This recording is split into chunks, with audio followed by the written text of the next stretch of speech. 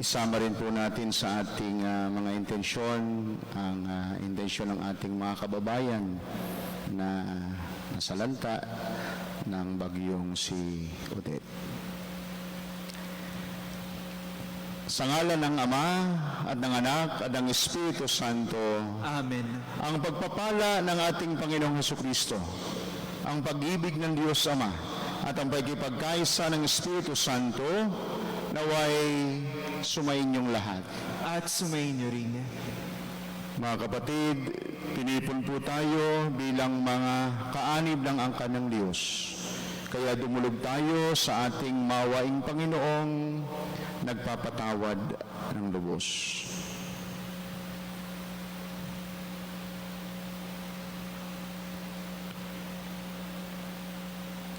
Sinugong tagapagpagaling sa mga nagsisisi, Panginoon, kaawaan mo kami. Panginoon, kaawaan mo kami. Dumating na tagapag-anyayang mga makasalanay magsisi, Kristo, kaawaan mo kami. Kristo, kaawaan mo kami. Nakalukluka sa kanin ng Diyos Ama para ipamagitan kami. Panginoon, kaawaan mo kami. Panginoon, kaawaan mo kami. Kaawaan tayo ng Diyos sa makapangyarihan. Patawarin tayo sa ating mga kasalanan at patnubayan tayo sa buhay na walang hanggan. Amen. Manalangin tayo.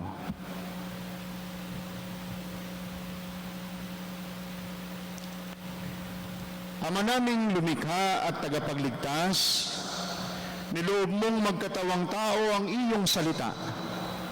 Sa sinapupunan ng laging birheng si Maria, sa pag-ako ng iyong bugtong na anak sa aming pagkatao, pagindapating nawa kaming sa iyong pagkadiyos ay makasalo sa pamamagitan niya, kasama ng Espiritu Santo, Diyos magpasawalang hanggan. Amen.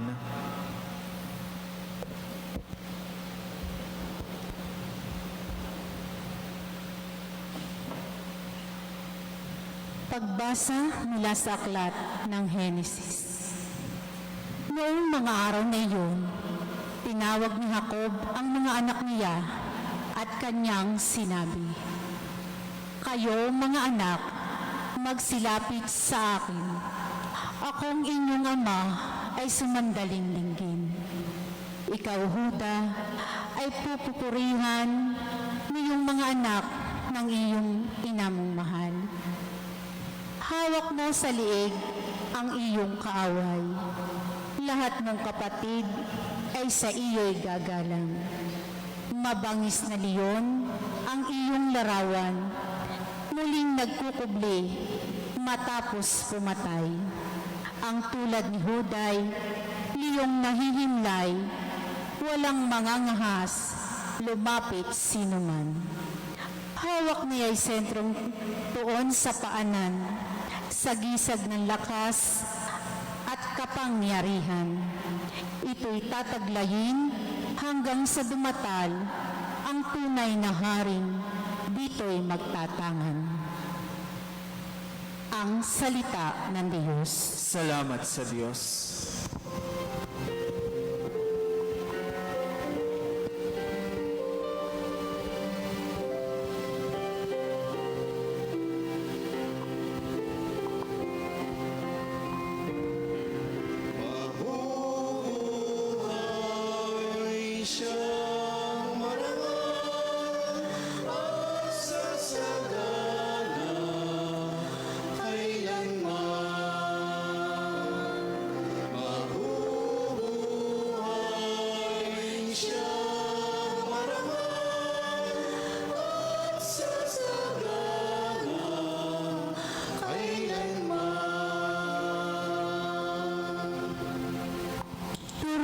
Iyong haring humatol ng katuwiran. Sa taglay mong katarungan, O Diyos, siya'y bahaginan. Upang siya'y maging tapat, mamahala sa iyong bayan, at pati sa manghirap, maging tapat siyang tunay.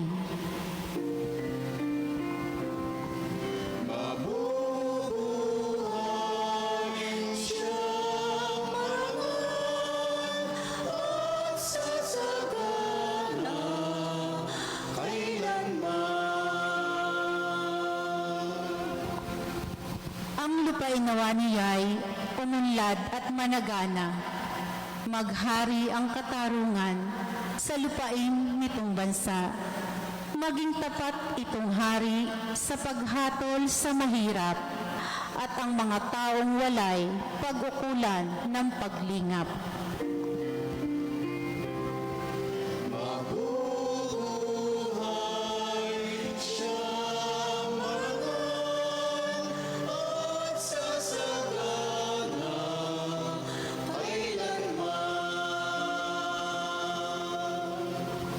Yaong buhay na matuwid sa kanyang kapanahunan. Madama ng bansa niya at umunlad habang buhay. Yaong kanyang kaharian ay palawak ng palawak. Mula sa ilog Euphrates sa daigdig ay kakalat.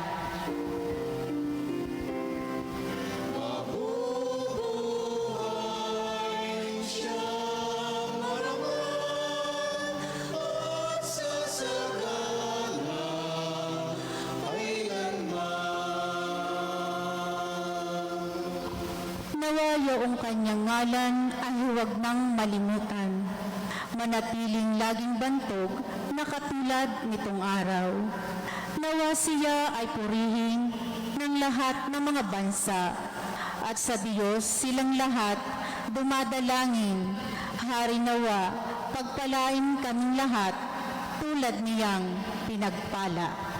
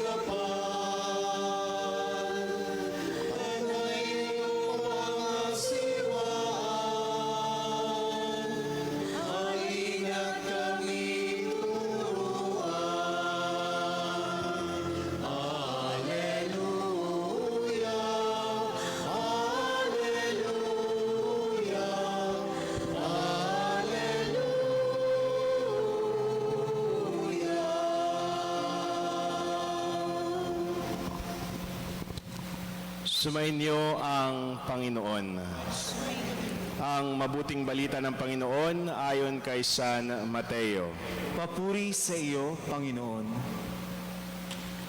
Ito ang lahi ni Jesucristo na mula sa angka ni David, na mula naman sa lahi ni Abraham. Si Abraham ang ama ni Isaac, si Isaac ang ama ni Jacob, na ama ni Judah at ang kanyang mga kapatid. Naging anak naman ni Judah kay Tamar, sina Fares at Zara. Si Fares ang ama ni Esrom, at si Esrom ang ama ni Aram. Si Aram ang ama ni Aminadab, si Aminadab ang ama ni Naason, na ama naman ni Salmon. Naging anak ni Salmon kay Rahab si Buz, at naging anak naman ni Buz kay Ruth si Obed.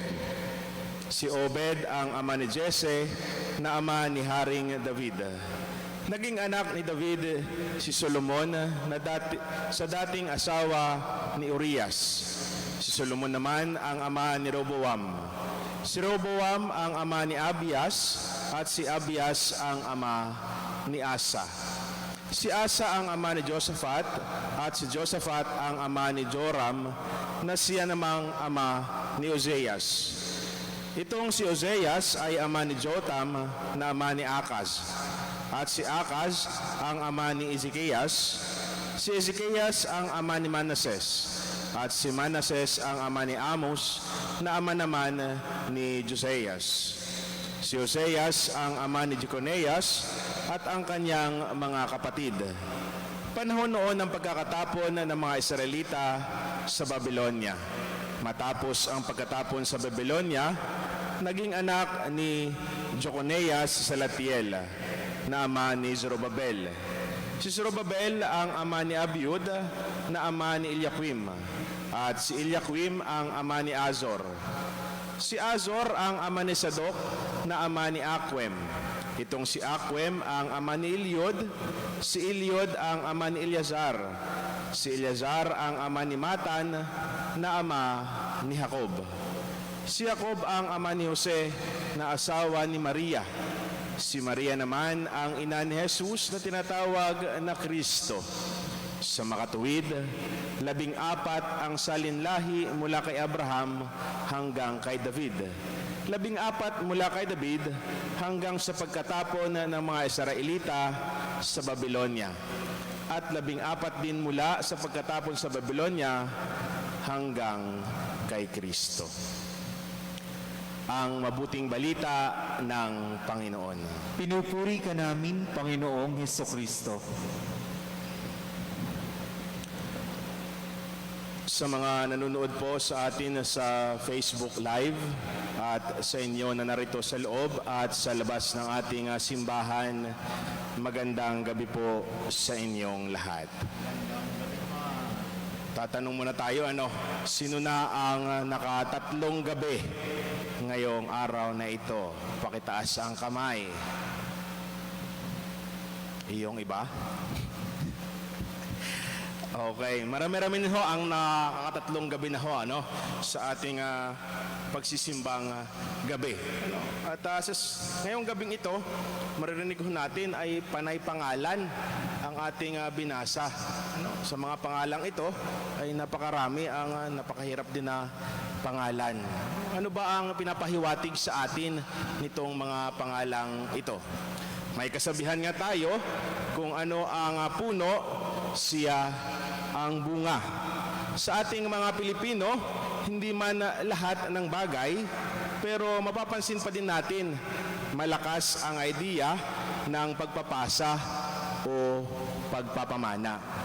Kapag ang ama ay isang doktor, maaaring kadalasan nangyayari ang anak o ang apo ay nandun din sa field ng medisina kung hindi man nagiging doktor. Kapag ang ama at ina ay nasa field ng pagiging artista, ang kanilang mga anak ay naroon din nagiging artista. Kapag ang tatay ay basketball player, ang anak ay hinuhubog din para maging atleta. At ito rin ay isang napupunan natin, kapag ang ama o ang ina ay nasa politiko, hindi pa kung minsan isinisilang ang anak, ay yun na ang pinapamana, inihahanda na ang anak para mamuno din sa pamahalaan. Kaya nga, lagi nating sinasabi, pero sinabi ko nga na hindi naman sa lahat ng bagay ay naiugnay natin kung ano ang sinimulan hanggang dulo. Kaya nga kapag sinasabi bang kapag ba ang nanay mo ay chismosa, di ang anak ay chismosa din. Sabi ko nga, it does not apply for all. It does not apply for all. Tatlong bagay ang makukuha natin sa ikatlong araw din ng ating pagsisimbang gabi. Sa pagsisiyam at sa malapit ng pagsilang ni Jesus. Sa Ebanghelyo, narinig natin ang mahabang talaan ng listahan ng salinlahi simula kay Abraham papunta kay Jesus. Alam po ba ninyo na sa lahat ng binasa, karamihan ay mga lalaki? Kakaunti lamang ang babaeng nabanggit sa dami-dami ng aking sinabi. Sapagkat nung una, ang may karapatan lamang ay ang mga babae. At sa daming binanggit, hindi lahat ay mabubuti. Marami ang mga masasama sa angkan ni Jesus. Ano nga ba ang pinapahiwatig sa atin o pinaparating sa atin ng ating mabuting balita ngayong gabing ito? Tatlong bagay po ang ipinapahiwatig sa atin. Una, God saves those with the past. Pangalawang bagay, God uses those with a past. Pangatlong bagay, God refines those with a past. Unahin natin. Unang bagay, God saves those with a past. Ito ang malinaw na pagkakatulad natin sa napakaraming pangalan na narinig natin sa Ebanghelyo ngayong gabing ito. Dumating ang Diyos dahil nagkamali tayo. Isinilang si Jesus para iligtas tayo. Kung sa tingin natin tayo ay walang kasalanan, ay pwede na tayong umalis dito sa simbahan at matulog na lamang. Kung sa tingin mo ay wala kang kasalanan, ay pwede ka nang umiksit dito sa pagsisimba. Hindi na parito ang Diyos sa atin, sa tao, sa mga walang kasalanan. Hindi tayo nagsisimba, naglilingkod dahil wala tayong kasalanan. Naglilingkod tayo sapagkat gusto nating maging mabuti. Lahat tayo ay makasalanan. May kasabihan nga sa filosofiya na if we lose the sense of sinfulness, we lose God.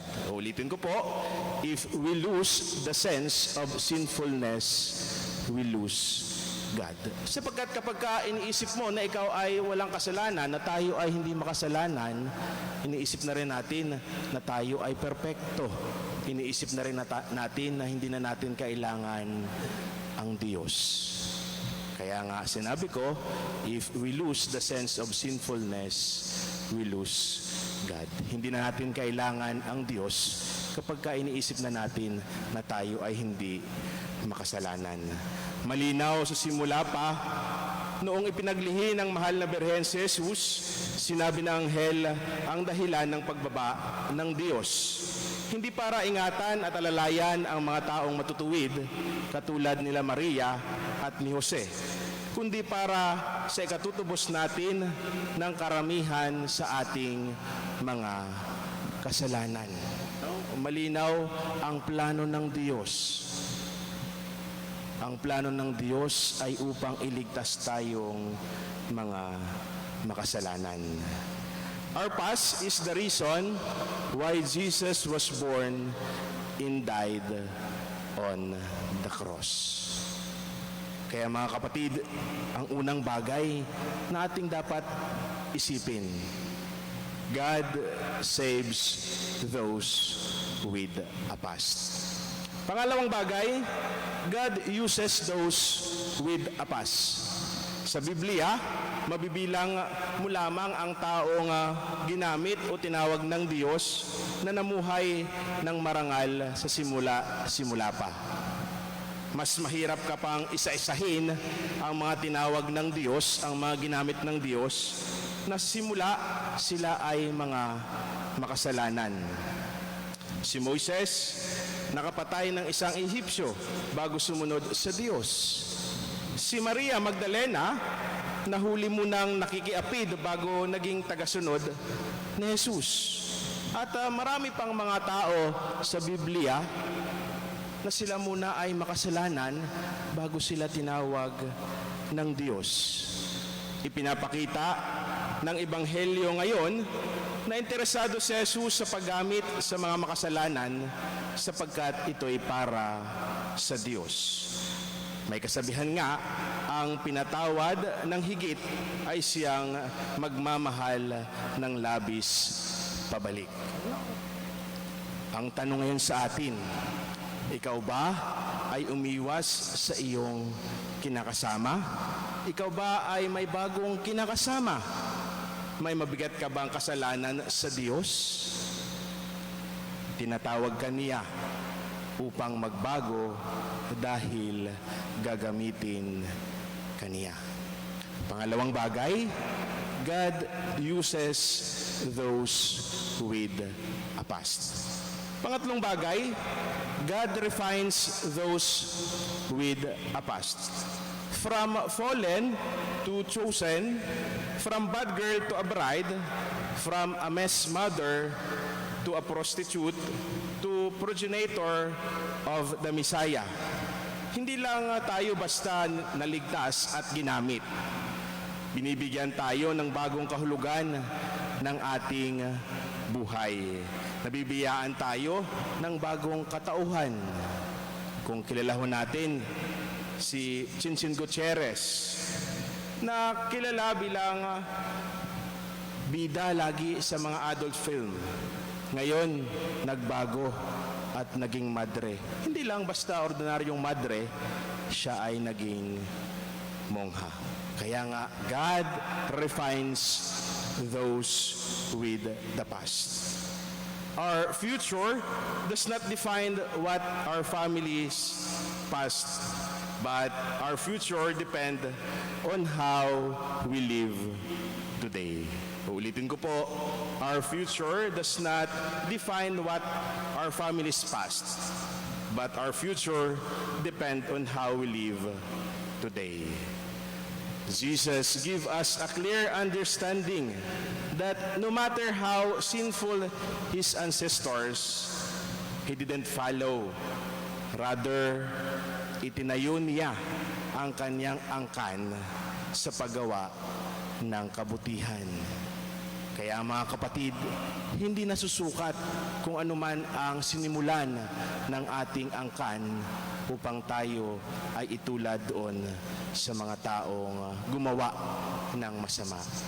Nasusukat kung paano tayo, kung paano natin isa sa buhay ang kabutihan na ibinigay at ipinunlan ng Diyos para sa atin. Sana makita natin kung paano nagsabuhay si Jesus. Bagamat ang kanyang mga angkan ay may lahi ding mga hindi mabubuti, pero itinayo niya ang kanyang angkan sa paggawa ng kabutihan. Sana tayo rin na narito ay maitayo din natin, maiangat din natin ang ating mga pamilya sa pagtulong at paggawa ng kabutihan.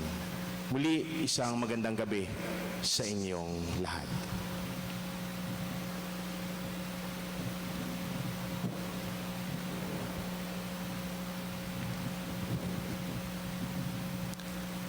Bilang mga taong marurupok at mahihina, dinudulog natin ang ating mga kahilingan sa ating Amang nasa langit, na dahil sa kanyang habag at pag-ibig ay nagnanais na tayo ay maligtas at matutuhan ang katotohanan. Ang atin pong itutugon, Panginoon, dinggin mo ang aming panalangin. Panginoon, dinggin mo ang aming panalangin.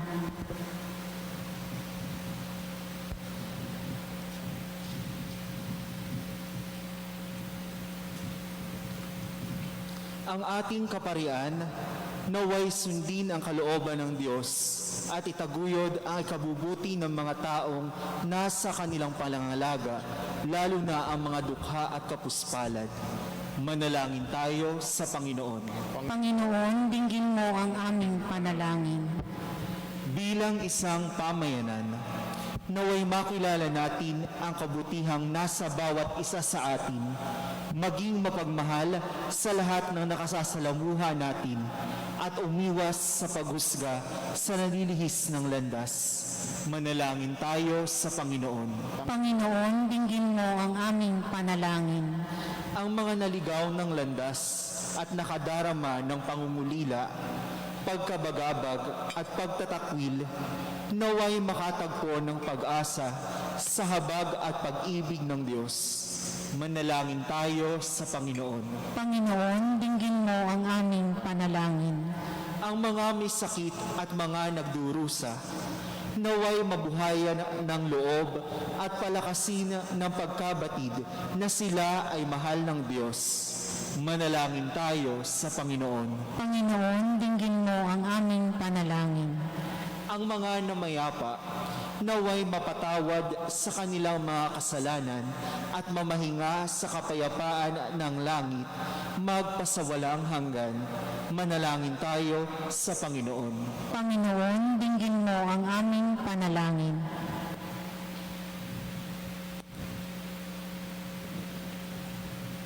Sa kaunting katahimikan, atin din pong alalahanin ang mga taong nasalanta ng bagyong Odette. Manalangin tayo sa Panginoon. Panginoon, dinggin mo ang aming panalangin. Ama naming nasa langit, palakasin nawa kaming lagi ng kapangyarihan ng iyong pag-ibig. Huwag mong pabayaang guluhin ang mga alalahanin sa mundo, ang aming mga pag-iisip, at huwag nawang magpangimbabaw ang kasamaan sa aming buhay. Idanadalangin namin ito sa pamamagitan ni Kristo ang aming Panginoon. Amen.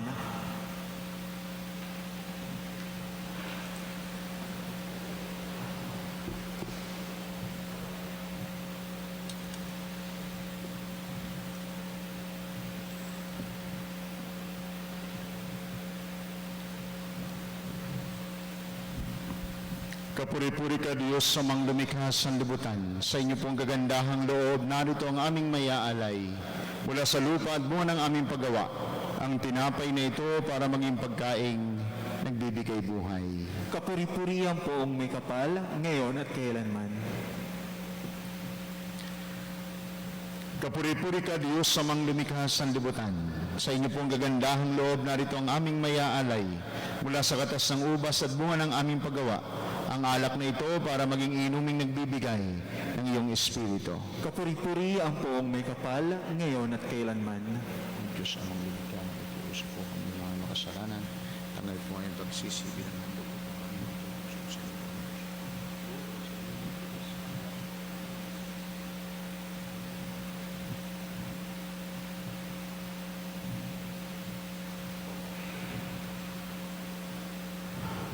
Manalangin po kayo mga kapatid upang ang ating paghahain at ang ating mga panalangin ay kalugdan at dinggin ng Diyos amang makapangyarihan. Tanggapin nawa ng Panginoon ito paghahain sa iyong mga kamay, sa kapurihan niya at karangalan, sa ating kapakinabangan at sa buong sambayanan niyang banal. Ama naming lumikha, gawin mong banal ang mga alay ng iyong sambayanan upang sa galang-galang na pagdiriwang na ito, kami ay pagindapatin mong magkasalo-salo sa pagkaing ibinibigay mo sa pamamagitan ni Jesucristo kasama ng Espiritu Santo magpasawalang hanggan. Amen. Sumainyo ang Panginoon. At sumayin niyo rin. Itaas sa Diyos ang inyong puso at diwa. Itinaas na namin sa Panginoon. Pasalamatan natin ang Panginoong ating Diyos. Marapat na siya ay pasalamatan. Ama naming makapangyarihan, tunay ngang marapat na ikaw ay aming pasalamatan sa pamamagitan ni Jesucristo na aming Panginoon. Ang pagsusugo mo sa Kanya ay pinahayag ng lahat ng mga propeta.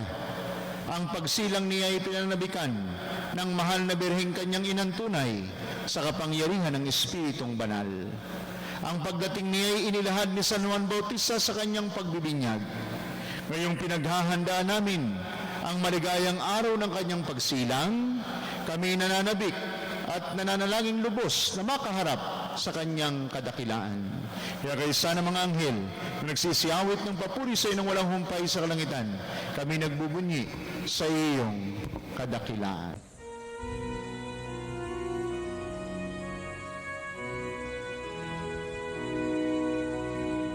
Santo, Santo, Santo, Panginoong Diyos ng mga hukbo, napupuno ang langit at lupa ng kadakilan mo. Hosana, Hosana sa kaitaasan, pinagpalang na paririto sa ngalan ng Panginoon. Hosana, Hosana sa kaitaasan.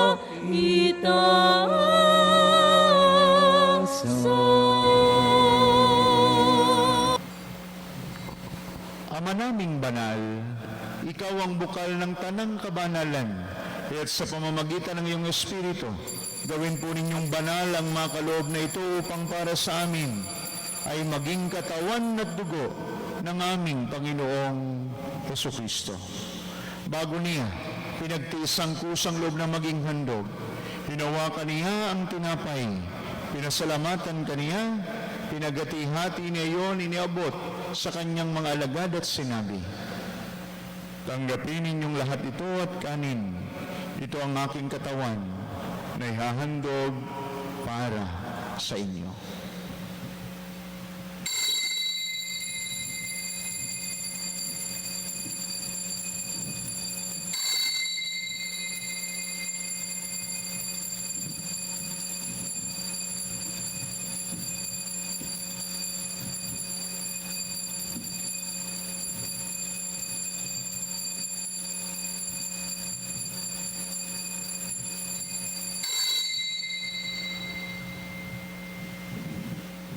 Gayun din naman nung matapos ang hapunan, hinawakan niya ang kalis, muli kaniyang pinasalamatan. Iniabot niya ang kalis sa kanyang mga alagad at sinabi, "Tanggapin ninyong lahat ito at inumin. Ito ang kalis ng aking dugo ng bago at walang hanggan tipan. Ang aking dugo na ibubuhos para sa inyo at para sa lahat. Sa ikapagpapatawad ng mga kasalanan, gawin ninyo ito sa pag-alaala sa akin."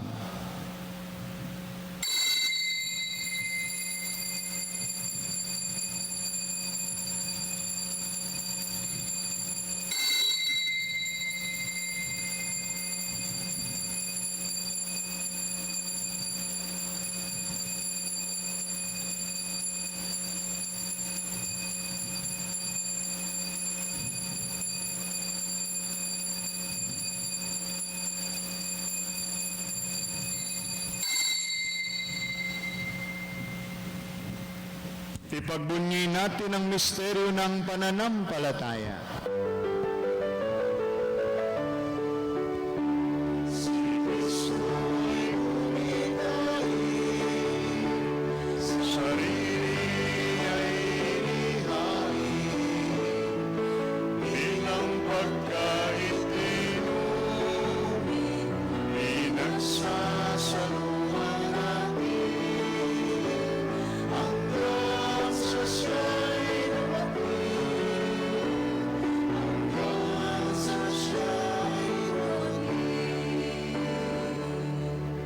Ama, ginagawa namin ngayon ang pag-alaala sa pagkamatay at muling pagkabuhay ng iyong anak.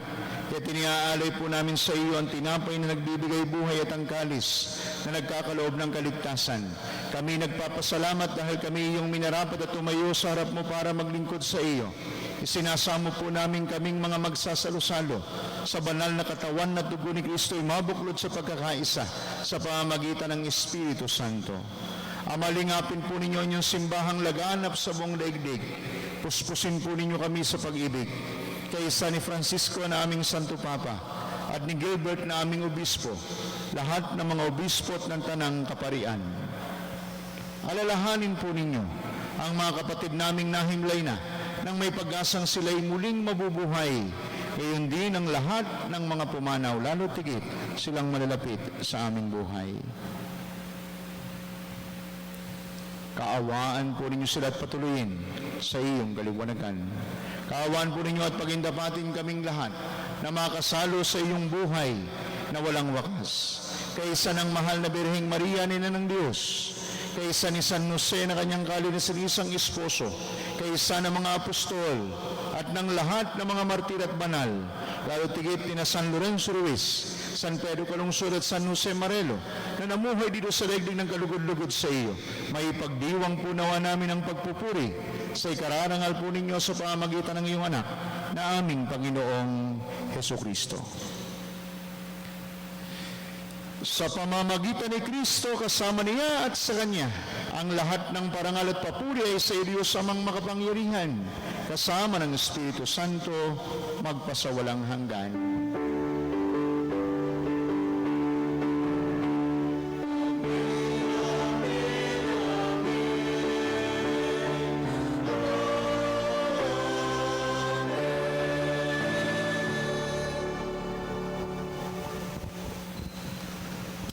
Sa tagubilin ng mga nakagaling na utos sa turo ni Jesus sa Panginoon natin at Diyos, ipahayag po natin ngayon ang lakas loob. Ama namin, sumasalangit ka, sambahin ang ngalan mo.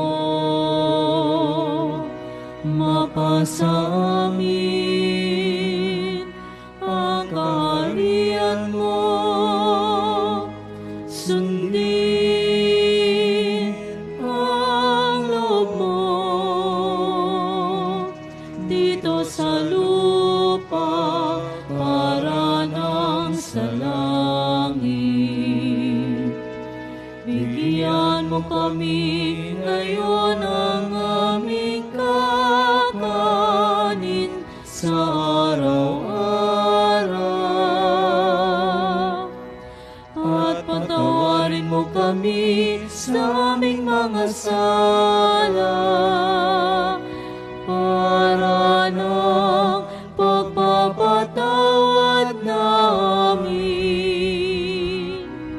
sa nagkakasala sa amin. At huwag mo kaming ipahintulot sa tukso at iadya mo kami sa lahat ng masama. Hinihiling po namin kami adiya sa lahat ng masasama. Pagkalooban ng kapayapaan na araw-araw, iligtas sa kasalanan at ilayo sa lahat ng kapahamakan, samantalang aming pinananabikan ng dakilang araw ng pagpapahayag ng tagapagligtas naming si Yesu Kristo.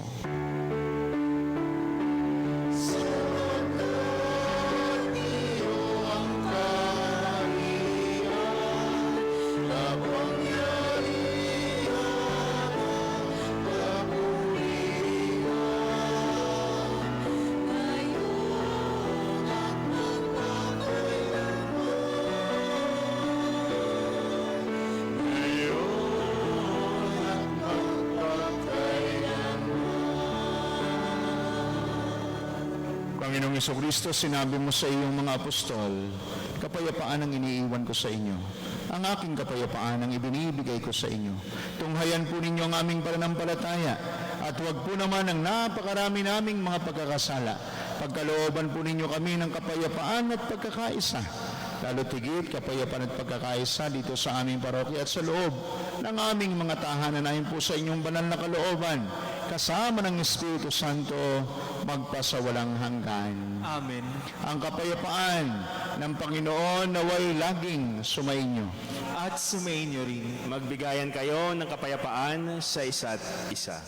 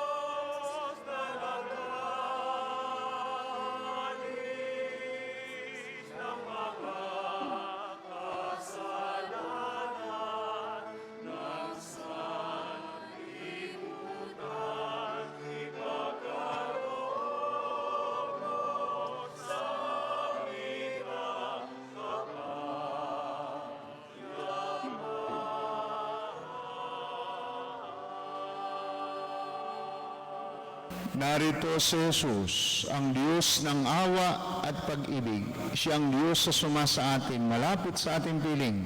Mapapalad kayong mga nakikibahagi sa kanyang banal na piging. Panginoon, hindi ako karapat-dapat na magpatuloy sa iyo, ngunit sa isang salita mo lamang ay gagaling na ako. Ang katawan ni Kristo. Amen.